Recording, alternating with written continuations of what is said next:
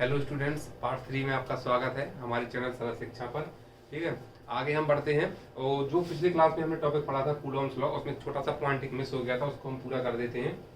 Epsilon not जो है आपकी relative permittivity of the free space है। लेकिन जब अपने जो चार्जेस थे उनके बीच में एयर थी या वैक्यूम था, तब हम इसको देख रहे थे कि हमारा ये एप्सिलॉन नॉट जो था वर्क कर रहा था, रिलेटिव परमिटिविटी थी फ्री स्पेस की। लेकिन अगर कोई मीडियम है, क्योंकि कोई भी चीज हो, इलेक्ट्रिसिटी हो, उसके चार्ज को ट्रांसफर होने के लिए कोई ना कोई मीडियम चाहिए ही होगा। ठीक है, जब मीडियम होगा तभी जाके वो चार्ज जो है वो ट्रांसफर हो पाएगा, बिना मीडियम के ट्रांसफर नहीं हो पाएगा। अगर बाई इंडक्शन बात करते हैं तो उसमें भी हमारा मीडियम होता है। उसमें मीडियम कौन सा होता है? बाई एयर मीडियम, क्योंकि दूरी रहती है थोड़ी सी, जिससे हम इंडक्शन कर रहे हैं किसी बॉडी को जो भी अनचार्ज है। ठीक है, अब इसमें देखते हैं हम। अगर मान लो आपका के जो हम बॉडी को चार्ज कर रहे हैं, भाई कंडक्शन और भाई इंडक्शन, लेकिन उनके बीच में कोई दूसरा मीडियम है, कोई दूसरा माध्यम है, तब क्या होगा? ठीक है, तो हम देखते हैं। तो हम ये जो हमारी इक्वेशन थी वो इस तरीके से चेंज हो जाएगी, 1/4 epsilon Q1 Q2 upon R square. Epsilon क्या हो जाएगा आपका? Absolute permittivity. ठीक है, तो ये हो जाएगी एब्सोल्यूट परमिटिविटी। एप्सिलॉन क्या होता है? एप्सिलॉन इक्वल टू होता है एप्सिलॉन नॉट इनटू के। ठीक है, के क्या है आपका? के कोफिशिएंट है, जो आपके मीडियम है, मीडियम उसका कोफिशिएंट है, उसकी वैल्यू देखते हैं हम। अगर के की जगह डाइलेक्ट्रिक भी आ जाता है, हमारा मीडियम कुछ भी आ जाता है, तो उसको ले लेते हैं। ठीक है, डाइलेक्ट्रिक कांस्टेंट जो होगा हमारा वो के है, तो ये हो जाएगा आपका, ये क्या है आपका? Relative permittivity of the free space और इनटू आपका के। ये हो गया एप्सिलॉन। इसको हम रिप्लेस कर देते हैं अपनी इक्वेशन में, तो हमारी इक्वेशन इस तरीके से चेंज हो जाएगी। F equal to 1/4 epsilon naught के Q1 Q2 upon R square. तो जब कोई और माध्यम आ जाता है तो इस तरीके से इस फॉर्मूले को हम लिख देंगे। ठीक है, और ये इसकी यूनिट जो है वो कितनी है हमारी? न्यूटन। तो आप न्यूटन लिखेंगे, फोर्स की यूनिट हमेशा आपकी न्यूटन रहेगी। और इसके अलावा इसमें यहाँ पर एक टॉपिक खत्म होता है। नेक्स्ट देखेंगे हम comparison between the electrostatic and gravitational forces. ठीक है स्टूडेंट्स, तो देखते हैं हम आगे अपना next comparison between the electrostatic and gravitational forces. क्या कंपैरिजन होगा इनके बीच में? क्या होता है कि जो मैग्नीट्यूड है इलेक्ट्रोस्टैटिक फोर्स का वो बहुत ज्यादा है, एक्टिंग करता है, असर करता है कंपेरेटिवली इसमें ग्रेविटेशनल फोर्स के मुकाबले। ठीक है, तो हम इसको देखते हैं प्रूव करके कैसे है। ये बहुत ज्यादा है, वेरी लार्ज है। अगर हम इसका एंड का सिंबल हटा दें तो ऐसा हम इसको सिंबल बना के नोट कर सकते हैं कि Fe जो है वो ज्यादा होगा आपका Fg से। तो फोर्स ऑफ इलेक्ट्रोस्टैटिक जो है आपके दो चार्जेस के बीच में, वो ज्यादा होगा आपके दो चार्जेस के बीच में ग्रेविटेशनल फोर्सेस से। ठीक है, इसको देखते हैं कैसे करेंगे हम। Fe इक्वल टू आपका आ जाएगा जो आप पहले कर रहे थे वैसे ही, 1/4 epsilon not Q1 Q2 upon R square. ठीक है, तो यहाँ पर हमने पहले से हमने लिख रखा है। यहाँ पे प्रोटॉन का जो मास है वो कितना है? 1.67 × 10⁻⁻27 kg, और इलेक्ट्रॉन का जो मास है वो 9.1 × 10⁻31 kg। लेकिन दोनों पर जो वो चार्ज होता है, आपको चार्ज पता है कितना होता है दोनों पर? ये इलेक्ट्रॉन का चार्ज आपको पता है 1.6 × 10⁻⁻19, और इसमें 1.6 × 10⁻⁻19। ठीक है, और कूलॉम, इसको लिखेंगे हम कूलॉम। ठीक है, ये नेगेटिव चार्ज होता है इलेक्ट्रॉन, ये पॉजिटिव चार्ज होता है। बाकी दोनों के मैग्नीट्यूड को देखें हम, तो दोनों के मैग्नीट्यूड कैसे होंगे? समान होंगे, इक्वल होंगे। इसलिए हम यहाँ पे मैग्नीट्यूड बेस करेंगे पूरा सॉल्व। इसको समझते हैं फिर। तो ये हो गया आपका ये। इसको हम Fe की वैल्यू निकालें यहाँ से, तो Fe इक्वल टू कितना हो जाएगा हमारा? 1/4 एप्सिलॉन नॉट की वैल्यू आपको पता है 8.854 × 10⁻, कितना था? नहीं, सीधा वैल्यू रख देते हैं इसकी पूरी की हम। आज तुम इसको सॉल्व क्यों करें, ये हम पहले सॉल्व कर चुके हैं इसको। इसकी वैल्यू कितनी है? 9 × 10⁻9। और Q1 की चार्ज की वैल्यू कितनी है? 1.6 × 10⁻⁻19 इंटू 1.6 × 10⁻⁻19 अपॉन R स्क्वायर। ठीक है, R स्क्वायर, इसको R को R लेते रहते हैं हम, इसकी हमें पता नहीं है कितनी वैल्यू है, क्योंकि जब हम इसको सॉल्व करेंगे आगे तो आपका ये R कैंसिल हो जाएगा। ये ग्रेविटेशनल फोर्स की वैल्यू निकालते हैं, तो 1/4 एप्सिलॉन नॉट इंटू। अब देखिए यहाँ पर जब ग्रेविटेशनल फोर्स होता है तो वो दो मास के बीच में लगता है। ठीक है, इसको सॉल्व करेंगे हम, और इनके बीच में इसमें इनके बीच में परमिटिविटी का माध्यम का कोई भी नहीं है, क्योंकि मास की वैल्यू कर रहे हैं, मास के कारण कर रहे हैं हम। तो देखते हैं, क्योंकि इनके बीच में जो ग्रेविटेशनल फोर्स लगेगा उसका कोफिशिएंट लेंगे हम, कांस्टेंट वही आएगा m1 m2। ये पहले वाले चार्ज बॉडी का मास है m1 और दूसरे वाला m2, ठीक है, अपॉन r स्क्वायर। सेम है यहाँ पर जो कोफिशिएंट था हमारा इसके कोफिशिएंट था वो था कितना 1/4πε0, क्योंकि इनके बीच में कोई माध्यम होगा और इसके बीच में जो माध्यम होगा उसके कारण जो कोफिशिएंट आएगा वो कितना आएगा कैपिटल G, इसलिए इसको लिखेंगे हम ऐसा। और इसकी वैल्यूज को हम पुट करते हैं और लिखते हैं, ठीक है, mass of the proton and sorry ठीक है इसको पुट करते हैं। तो पहले G की वैल्यू लिखते हैं 6.67 इंटू 10⁻⁻11 और फिर इसको लिख लेते हैं m1 की वैल्यू कितनी है हमारी 1.67 इंटू 10⁻⁻27 kg, ठीक है, इंटू इलेक्ट्रॉन की वैल्यू जो है मास है वो है 9.1 इंटू 10⁻31 kg अपॉन इसमें ले जाएंगे r स्क्वायर, ठीक है। तो ये दो इक्वेशन हमें यहाँ निकल के आ गई, एक ये और एक ये,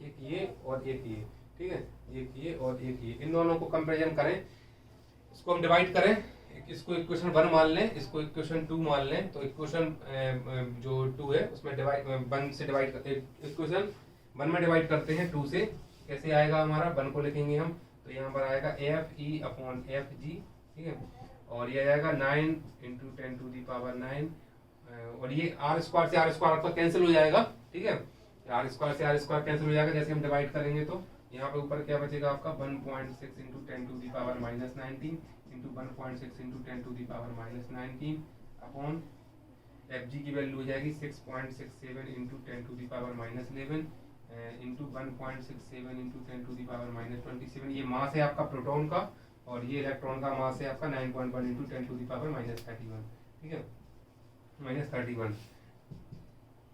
इसको सॉल्व करेंगे हम तो हमारा सीधा आ जाएगा इसका। आप इसको खुद से सॉल्व करके देखेंगे, कुछ नहीं है आपका, ये सारी जो जिनके आधार समान होते हैं उनकी घातें जुड़ जाती हैं और ऊपर नीचे करके हम इसको सॉल्व कर लेंगे, कोई बड़ी बात नहीं है उसमें। ये आपको ये न्यूमेरिकल डेटा है जो आपको सॉल्व खुद ही करना पड़ेगा। डायरेक्ट हम लिखेंगे इसको 2.27 इंटू 10⁻39, ठीक है, यहाँ से रिजल्ट आता है।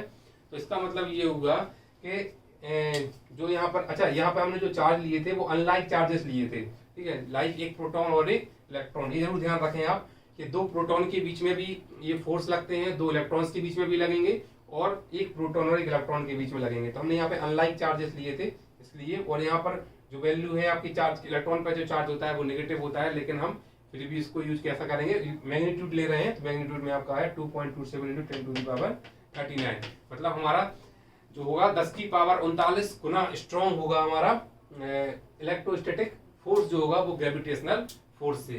तो ये आपका यहाँ पे निकल के आता है ये रिजल्ट, ठीक है। आगे इसको देखते हैं और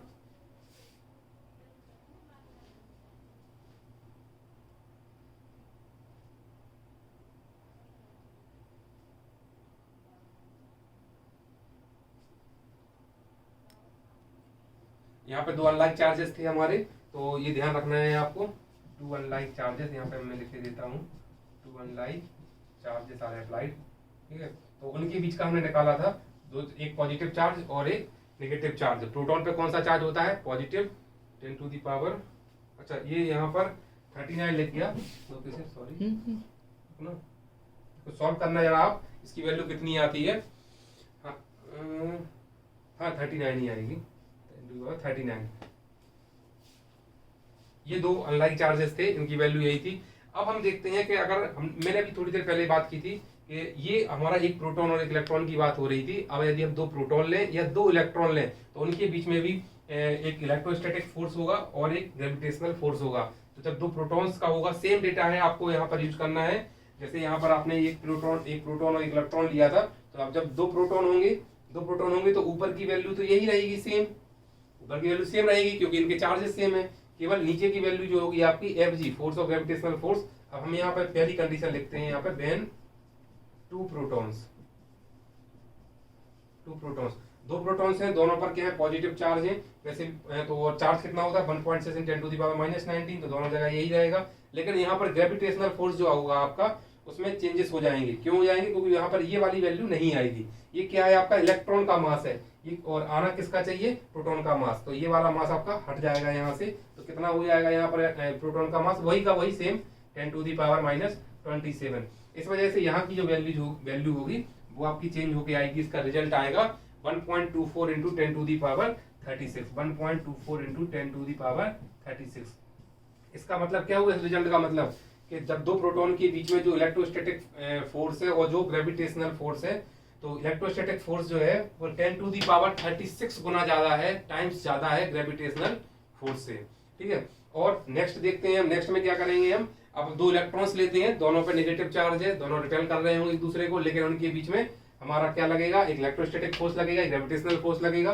तो सेम वैल्यू यहाँ पुट करते हैं। तो यहाँ पर आपकी जो ऊपर की वैल्यूज हैं, जो आपकी इलेक्ट्रोस्टैटिक फोर्स है वो सेम ही रहेगा, केवल ग्रेविटेशनल फोर्स आपका चेंज होगा। तो ग्रेविटेशनल फोर्स में आपका क्या आ जाएगा यहाँ पर? सॉरी, यहाँ पर इसकी वैल्यू आ जाएगी, इसका मास आ जाएगा 9.1 इंटू 10⁻⁻31 एंड 9.1 इंटू 10⁻⁻31। और इसको सॉल्व करेंगे जब हम, तो यहाँ पर हमारी यहाँ पे वैल्यू आ जाएगी कितनी? 0.417 10⁻43। 0.417 इंटू 10⁻43। ठीक है, 10⁻43। तो ये क्या हो जाएगा हमारा? हमें पता है जब दो इलेक्ट्रॉन्स लेंगे हम, ये सेकंड कंडीशन थी, पहली वाली हम सॉल्व कर चुके थे, ये सेकंड कंडीशन है यहाँ पर। अब व्हेन टू इलेक्ट्रॉन्स, ठीक है, व्हेन टू इलेक्ट्रॉन्स, जब दो इलेक्ट्रॉन होंगे तो हमारा जो इलेक्ट्रोस्टैटिक फोर्स होगा और जो ग्रेविटेशनल फोर्स होगा उनका रिलेशन जो निकालेंगे उनके बीच में, तो हमारा इलेक्ट्रोस्टैटिक फोर्स का जो पावर होगा या फोर्स होगा वो 10⁻43 टाइम्स ज्यादा होगा ग्रेविटेशनल फोर्स से। ठीक है। तो आपका यहाँ पर दोनों फोर्सेस की जो वो है ना कंपैरिजन क्लियर होता है। अब इनके बीच में अगर हम देखें तो सिमिलरिटीज क्या है? सिमिलरिटीज यही है कि ये इनवर्सली प्रोपोर्शनल है, दोनों डिस्टेंस के स्क्वायर के, डिस्टेंस का जो स्क्वायर है उसके दोनों के इनवर्सली प्रोपोर्शनल है। और जो बोथ जो फोर्सेस हैं जो एक्टिव हैं वो वैक्यूम में भी एक्टिव हैं। ठीक है। और बोथ फोर्सेस आर कंजर्वेटिव, मतलब ये जो है इनका जो पाथ है वो work done by these forces does not depend on the path, मतलब किसी भी एक डायरेक्शन पर ये डिपेंड नहीं करता है। ठीक है, पर्टिकुलर एक निश्चित डायरेक्शन पर। Both the forces are central forces. ठीक है। तो ये इसकी क्या हो गई आपकी सिमिलरिटीज हो गई, दोनों में समानताएं जिनको बोलते हैं। ठीक है। और आपकी नेक्स्ट हो जाएंगी आपकी डिसिमिलरिटीज क्या है इसकी। तो the gravitational force is always attractive while the electrostatic force can either be attractive और रिपल्सिव। इसका मतलब क्या हुआ, इसको समझते हैं। इलेक्ट्रोस्टैटिक जो फोर्स है हमारा, अगर हमारे चार्जेस सेम होंगे, लाइक चार्जेस होंगे, तो वो क्या होगा? फोर्स रिपल्सिव होगा, वो रिपेल करेगा। लेकिन अगर अनलाइक चार्जेस होंगे तो वो क्या होगा? अट्रैक्टिव होगा। और लेकिन जब हम ग्रेविटेशनल फोर्स की बात करते हैं तो वो हमेशा जो फोर्स है वो अट्रैक्टिव फोर्स है। और अगर आपको सिंपल, इसने आपने पहले ही पढ़ चुके हैं, 6वीं 7वीं 8वीं में पढ़ा होगा, 6 7 8 में, कि हमारी जो अर्थ है और सूरज है, तो ये सब ग्रेविटेशनल फोर्स के माध्यम से उसके द्वारा बंधे हुए हैं। ये अट्रैक्शन फोर्स है। अट्रैक्शन फोर्स नहीं होता तो निश्चित ऑर्बिट में ये सारे ग्रह जो है नहीं घूम रहे होते हैं। This is a part of satellite communication. ठीक है। लेकिन फिर भी आपको थोड़ा सा बता दिया कि कैसे काम करता है। जो सैटेलाइट्स होती हैं वो भी अर्थ की एक ऑर्बिट में घूमती हैं, जो ग्रेविटेशनल फोर्स के द्वारा बंधी हुई रहती हैं। ठीक है। तो वो एक अट्रैक्शन फोर्स है। ग्रेविटेशनल फोर्स हमेशा अट्रैक्शन फोर्स है, ये आपको ध्यान रखना है। ठीक है। आगे देखते हैं, the electrostatic force is much stronger than gravitational force.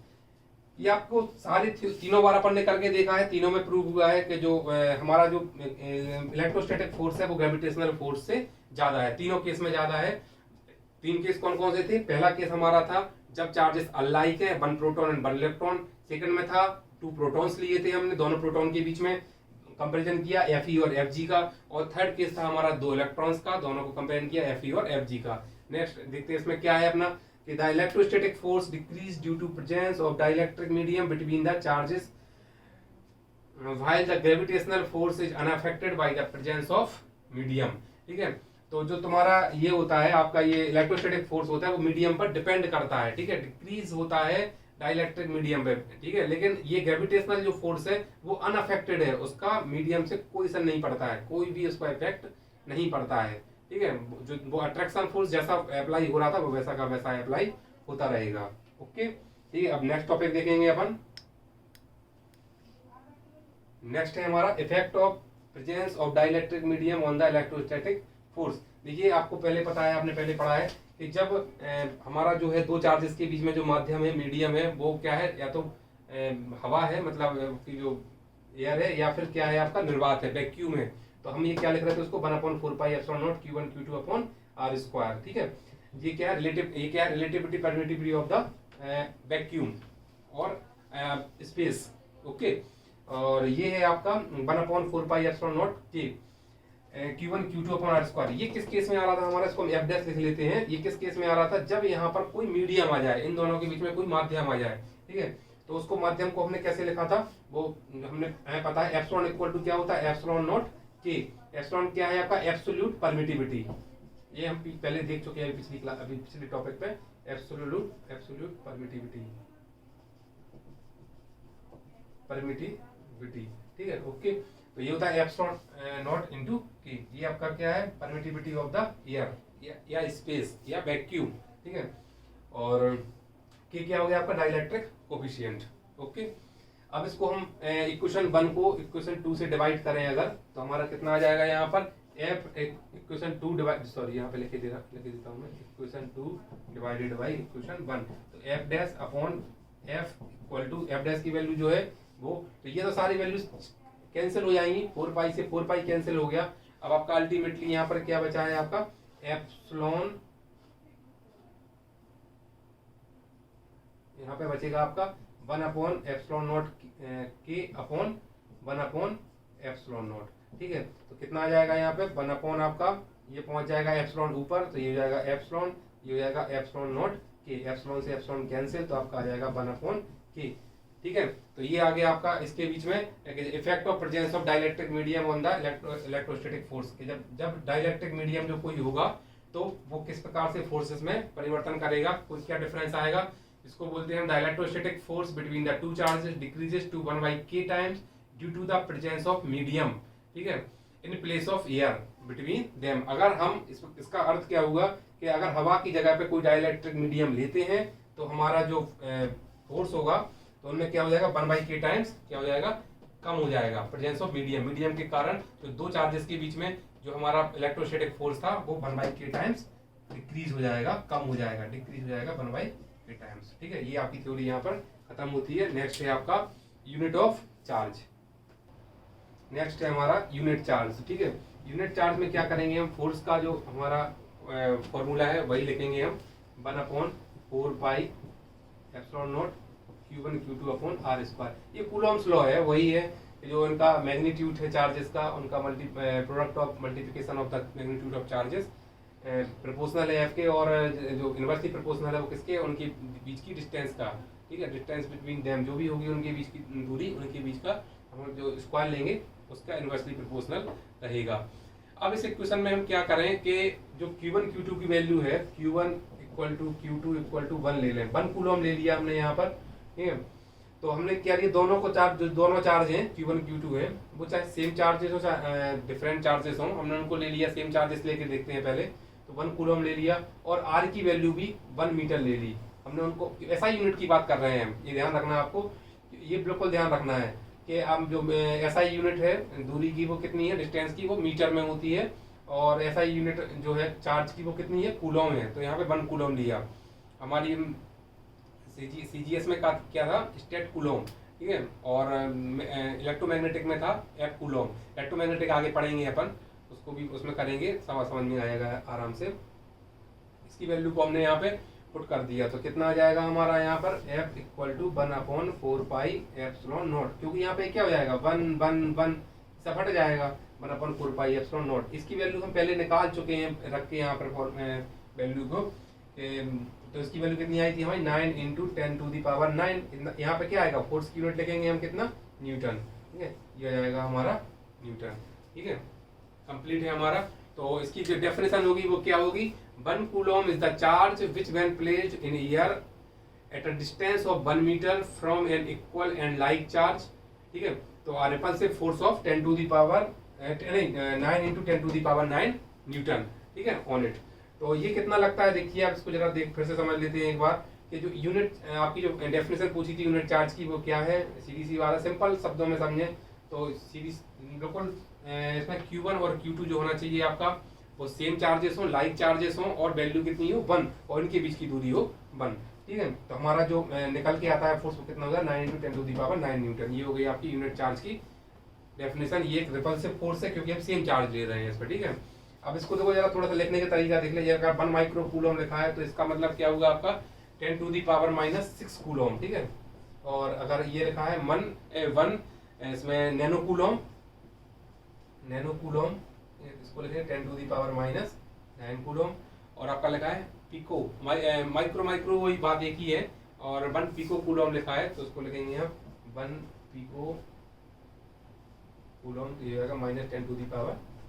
ठीक है, ये आपके न्यूमेरिकल में यूज होगा कि जब हम उसमें लिखा होगा आपके न्यूमेरिकल्स में कि जब किसी बॉडी को हम चार्ज देते हैं, चार्ज अप्लाई करते हैं कितना 1 माइक्रो कूलम, 1 नैनो कूलम या 1 पिको कूलम, तो आपको पता होना चाहिए कि पिको, ये आपके वैल्यूज नहीं लिखी होंगी, केवल इतना लिखा होगा 1 micro coulomb, 1 nano coulomb, 1 pico coulomb, ये लिखा रहेगा।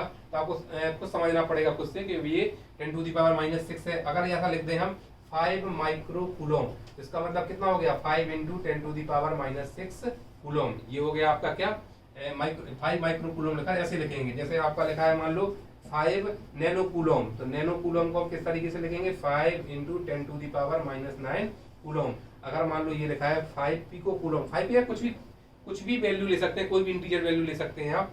ठीक है, नॉन इंटीजर भी ले सकते हैं, उसमें कोई दिक्कत नहीं है। 5 पिको कूलम, तो वो कितना हो जाएगा हमारा 5 × 10⁻⁻12 कूलम। ये पिछली क्लास में हम आपका फॉर्मूला करवा चुके थे, Q = यानी से क्वांटाइजेशन से कि क्या होता है कि आपका अगर ये इंटीजर वैल्यू होगी हमेशा, तभी आपको पता चलेगा कि उस बॉडी को उतना चार्ज दिया जा सकता है कि नहीं। ठीक है, यहाँ पर आपका ये खत्म होता है। अब अगला बचा है force between the multiple charges principle of superposition. हाँ, देखिए आप आगे force between the multiple charges principle of superposition क्या है, इसको समझते हैं कि हमें यहाँ पर एक Q1 चार्ज है। डायग्राम देखिए आप पहले अच्छी तरीके से, डायग्राम आपको समझ में आ जाएगा तो क्वेश्चन बहुत आसान है, ये डेरिवेशन बहुत ही ईजी है। यहाँ पर एक चार्ज है Q1, यहाँ पर एक चार्ज है Q2, इनकी बीच की डिस्टेंस है वो है R21, और एक चार्ज अलग है Q3, ये से इतनी दूरी पर है, उसके डिस्टेंस है वो कितनी है। ये हम डिस्टेंस को यहाँ पर सर्कल कर दे रहे हैं ताकि आपको समझ में आ जाए कि ये डिस्टेंस है, जो ग्रीन सर्कल है ये डिस्टेंस है। ठीक है, ये डिस्टेंस है। अब इनके बीच का जो फोर्स जो अप्लाई हो रहा है Q1 पर Q2 के कारण, आप ध्यान रखना है आपका, ये बहुत अच्छी तरह से समझना पड़ेगा आपको कि कौन सा फोर्स किसके कारण है। तो ठीक है, Q1 पर लग रहे हैं दोनों फोर्सेस, Q2 वाला फोर्स भी इस पर लग रहा है और Q3 वाला फोर्स भी इस पर लग रहा है। ठीक है, तो इसका जो यूनिट वेक्टर है वो कितना होगा R21।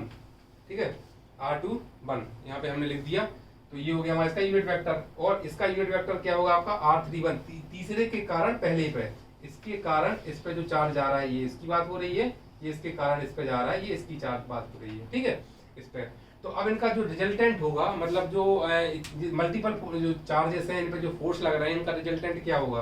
तो ये आपको जो रेड कलर से दिख रहा है, रेड मार्कर से, इसको समझिए पहले अब आप कि जो यहाँ पर जो फोर्स होगा वो कितना होगा F13। ठीक है, F13 जो फोर्स है, और यहाँ पर जो Q2 के कारण Q1 पर जो फोर्स लगा वो कितना है आपका F12।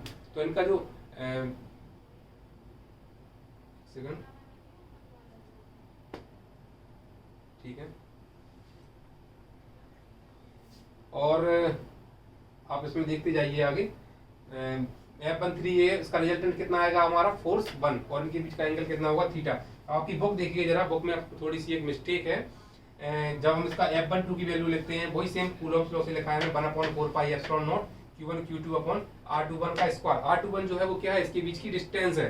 ठीक है, तो डिस्टेंस की स्क्वायर हमने लिख दिया, लेकिन इसका जो यूनिट वेक्टर है वो बुक में गलत है। आपका यहाँ पर लिखा है क्या R12। आपको ध्यान रखना है, आपकी बुक में यहाँ तो सही लिखा है R21, ये R21 यहाँ सही लिखा है यूनिट वेक्टर, और यूनिट वेक्टर जो है यूनिट वेक्टर का ही मल्टीप्लाई हमने किया है यहाँ पर। तो यहाँ पर आप अपनी बुक में जरा सुधार लें, आपकी बुक में ये वाला जो है वो गलती है, आपको ध्यान रखना है थोड़ा सा। आपकी बुक में यहाँ पर कई सारी बुक्स में R12 लिखा है, और ये बुक में मिस्टेक है। आप इसको रट के चले जाएंगे, एग्जाम में डेरिवेशन करेंगे गलत हो जाएगा। आप इसको प्रैक्टिकली थोड़ा समझें, आप आसानी से कर पाएंगे, क्योंकि दूसरे के कारण पहले पर लग रहा है तो हमारा जो यूनिट वेक्टर आएगा वो कितना आएगा R21। ऐसे तीसरे के कारण पहले पर जो फोर्स लग रहा है Q3 के कारण Q1 पे लग रहा है, तो यहाँ पे कितना आया 3 के कारण 1 पर, तो 3 और 1 आपको ये ध्यान रखना है कि आप ध्यान रखने के लिए। और यहाँ पर जो यूनिट वेक्टर है वो इस प्रकार से रहेंगे। अब जो आपका यहाँ पर निकाला हमने F13 निकाला फोर्स, जो आपका लगा T3 के कारण 1 पर, Q3 के कारण जो फोर्स लगेगा Q1 पर, उसकी वैल्यू 1/4πε0 Q1 Q3 अपन R31 का स्क्वायर। R31 क्या है, यहाँ पर जो ग्रीन सर्कल में है वो इनके बीच की डिस्टेंस है, ए और सी के बीच की, जहां पर ये चार्जेस रखे हुए हैं। ठीक है, तो ये हमारा ये हो जाएगा। अब आगे देखते हैं, हम इसका रिजल्टेंट फोर्स निकालना है हमें, तो हमें पता है इसका रिजल्टेंट जो फोर्स निकलेगा वो कितना निकलेगा, F1 vector equal to F13 vector plus F1, sorry यहाँ पर क्लियर लिख दें, F12 वेक्टर। ठीक है, इसको हम सॉल्व करते हैं, इसका मैग्नीट्यूड लेके, तो इसको आगे हम किस प्रकार से लिखेंगे, इसका मैग्नीट्यूड लेके सॉल्व करते हैं। इसका F1 ये आपको पता होगा, आप लिख सकते हैं इसको आसानी से।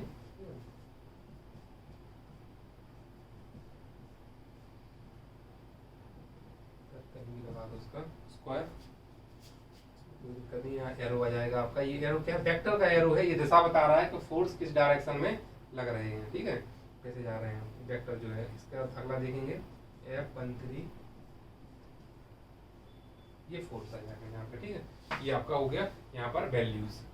ओके, और यहाँ पर इनके बीच का एंगल, अब हम एंगल की बात करते हैं, तो आपका जो F1 है वो कितना एंगल बना रहा है, यहाँ से थीटा एंगल। ठीक है, थीटा एंगल जो बना रहा है वो है, तो अपन देखा रिजल्टेंट फोर्स जो अपना है F1 वेक्टर जो है एंगल थीटा जो है वो किसके कारण किसके साथ है, F12 के साथ। अगर हम देखें F12, अब क्लियर आपको जो मार्क किया गया है उसी के साथ देखें, तो F12 के साथ हमारा जो वेक्टर बना रहा है वो F1 वेक्टर जो एंगल बना रहा है वो कितना है, थीटा। तो थीटा की वैल्यू क्या होती है हमारी, हम निकालेंगे tan थीटा, आपको पढ़ा है आपने ट्रिग्नोमेट्री में, क्योंकि यहाँ पर क्या बनना है, राइट एंगल ट्राइंगल बनना है, तो राइट एंगल ट्राइंगल के हिसाब से हम देखेंगे।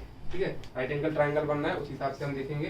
तो tan थीटा इक्वल टू कितना होता है आपका, ये हो जाएगा आपका परपेंडिकुलर अपॉन कर्ड, ये आपका हो जाता है क्या, हाइपोटेन्यूज। ठीक है, तो ये आपका ये आ जाएगा ये अपॉन। ठीक है, तो इसमें आपको देख लेंगे हम इसके, एक सेकंड, हाँ देखते हैं। तो यहाँ पर tan थीटा इक्वल टू क्या हो जाएगा, यहाँ पर आपका परपेंडिकुलर अपॉन यहाँ पे आ जाएगा आपका बेस। ठीक है, बेस होगा, तो ये आपका जो होगा ये क्या होगी, आपकी वैल्यू कितनी होगी, F13 के इक्वल टू, यहाँ पे हम लिखेंगे tan theta equal to F13 upon, ठीक है, बेस कितना होगा आपका ये वाला, तो कितना हो जाएगा आपका F12 वेक्टर। ठीक है, ओके, और इनके हम मैग्नीट्यूड ले रहे हैं, तो मैग्नीट्यूड को आप डिनोट करेंगे, ये आपका हो जाएगा एंगल, और तो tan थीटा के द्वारा निकाल सकते हैं। ओके, ये अगर हमें यहाँ पे n चार्जेस लग जाएं तो क्या होगा, जैसे अभी जो है हमारे जनरल सिस्टम में भी हमने कितने लिए, 3 चार्जेस, Q1 Q2 और Q3। लेकिन अगर हमारे बहुत सारे मल्टीपल चार्जेस हो जाएंगे तो क्या होगा कि जैसे Q1 Q2 Q3 और Qn तक जाएंगे, तो नेट फोर्स होगा F1 चार्ज Q1 पर लगेगा, तो वो उन सब चार्जेस जो एक दूसरे पर डाल रहे हैं, असर डाल रहे हैं, उन सब चार्जेस का सम हो जाएगा, उन सब चार्जेस को हम जोड़ देंगे। ठीक है, तो उसकी आपकी सिंपल सी जो वो लिखी है इक्वेशन एक, वो आपकी बुक में लिखी हुई है, कुछ नहीं है उसमें, बिल्कुल इजी है। उसको आप 1/4πε0 बाहर ले लेंगे, बाकी इनका जो वैल्यूज होगी Q1 Q2 Q1 Q3 जितने भी चार्जेस होंगे उनकी वैल्यू मल्टीप्लाई करके हम लिखते जाएंगे। ठीक है, कुछ नहीं है उसमें। और यहाँ पर आपका ये पॉइंट, ये वाला टॉपिक पूरा खत्म होता है, और अब हम मिलेंगे नेक्स्ट क्लास में, जिसमें हम आपके कराएंगे न्यूमेरिकल्स। जितने अभी टॉपिक पढ़ लिए हैं उन सारे के न्यूमेरिकल्स, और जो भी प्रॉब्लम्स हो आप अपने कमेंट सेक्शन में जाके बता सकते हैं, जो भी दिक्कतें आए। और आगे अपने चैनल से कनेक्ट रहिए, आपको बहुत सारी चीज़ें मिलेंगी पढ़ने के लिए। बहुत ब्रॉड चैनल है अपना, और इस पर सारे सब्जेक्ट मिलेंगे आपको पढ़ने के लिए, कंपटीशन के भी मिलेंगे, 9th 10th 11th 12th सारे सब्जेक्ट के सारे अच्छे अच्छे ट्यूटर्स के द्वारा सारे आपको सब्जेक्ट्स पढ़ाए जाएंगे। जहाँ भी आपको डाउट्स हो आप आराम से बिल्कुल पूछ सकते हैं, कम्युनिकेट कर सकते हैं आप। हम अपने चैनल को और बेटर बनाने की कोशिश कर रहे हैं लगातार, और करते जाएंगे। ठीक है, अगली क्लास में मिलते हैं हम। ओके, नमस्कार।